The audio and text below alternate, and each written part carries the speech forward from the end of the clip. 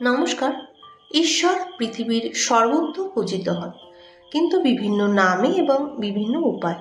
মহান ও সুন্দর ঈশ্বরকে উপাসনা করা মানুষের পক্ষে স্বাভাবিক এবং ধর্ম মানুষের প্রকৃতগত।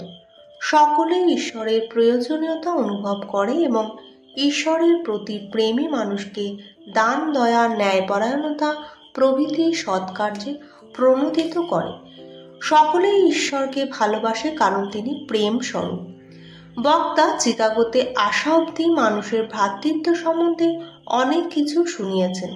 তিনি বিশ্বাস করেন আরও দৃঢ়তর বন্ধন মানুষকে যুক্ত করিয়া রাখিয়াছেন, কারণ সকলেই ঈশ্বর প্রেম হইতে সংযত।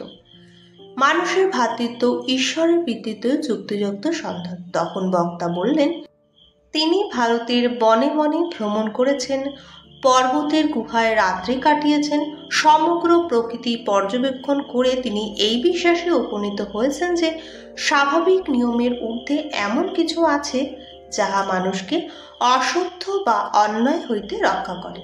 তিনি এই সিদ্ধান্ত করিয়াছেন যে ইহা ঈশ্বর প্রেম। ঈশ্বর যদি যীশু, ঈশ্বর যদি মোহাম্মদ এবং বৈদিক ঋষিগণের সহিত কথা বলিয়া থাকেন, তাহা হইলে ঈশ্বরের অন্যতম সন্তান, তাহার সহিত তিনি কেন কথা বলবেন না? স্বামীজি আরও বললেন, সত্যি তিনি আমার সহিত এবং আমার সন্তানের সহিত কথা বলেন। আমরা তাহাকে চারিদিকে দেখতে পাই এবং তাহার প্রেমের সীমাহীনতার দ্বারা নিরন্তর প্রবাহিত হই এবং সেই প্রেম হইতে আমাদের মঙ্গল এবং শুভকর্মে প্রেরণা লাভ করি।